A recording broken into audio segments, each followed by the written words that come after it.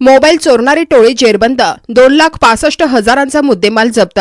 कदीम जालना पोलिसांची मोठी कारवाई. कदीम जालना पोलिसांनी मोबाईल हिसकावणाऱ्या एका टोळीचा पर्दाफाश केला असून त्यांच्याकडून तब्बल 8 मोबाईल आणि 1 दुचाकी जप्त करण्यात आली आहे. कदीम जालना पोलीस ठाण्याच्या हद्दीत गेल्या काही दिवसांपासून दुचाकीवरून येऊन मोबाईल चोरण्याचे प्रकार वाढले होते.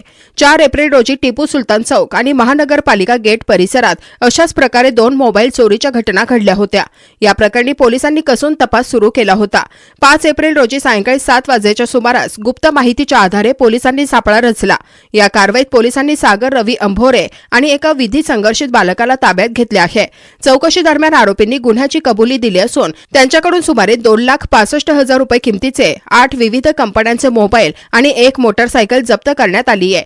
ही कारवाई पोलीस अधीक्षक अजय कुमार बन्सल, अपर पोलीस अधीक्षक आयुष नोपानीसा आणि उपविभागीय पोलीस अधिकारी कुलकर्णींच्या मार्गदर्शनाखाली करण्यात आली. यामध्ये कदीम जालना पोलीस ठाण्याचे पोलीस निरीक्षक जनार्दन शेवाळे आणि त्यांच्या पथकातील कर्मचारी सदा राठोड, सचिन चौधरी, रामलाल कांगणे, बाबा गायकवाड आणि इतर सहकाऱ्यांचा समावेश होता. वेगवान घडामोडींच्या अपडेट्स मिळवण्यासाठी ग्लोबल न्यूजला यूट्यूबवर सबस्क्राईब करा. फेसबुक किंवा इंस्टाग्रामवर पाहत असाल तर फॉलो करायला विसरू नका. दिनांक 4/4/2026 रोजी रात्री 7:30 वाजेच्या सुमारास रेल्वे स्टेशनजवळ अज्ञात इसमांनी एक वाटसरू त्याचा मोबाईल हिसकावून नेला होता.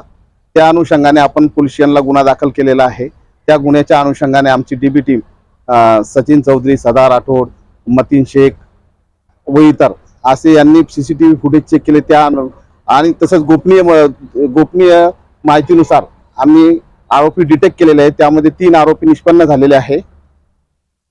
एक बाल अपचारी आहे, एक आरोपी फरार आहे, त्याचा आम्ही शोध घेत आहोत.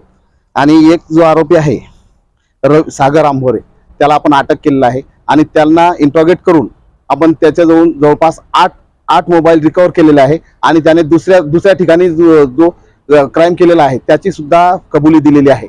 आम्ही त्यामध्ये पुढील तपास करीत आहोत. आणखी गुन्हे निष्पन्न होण्याची शक्यता आहे.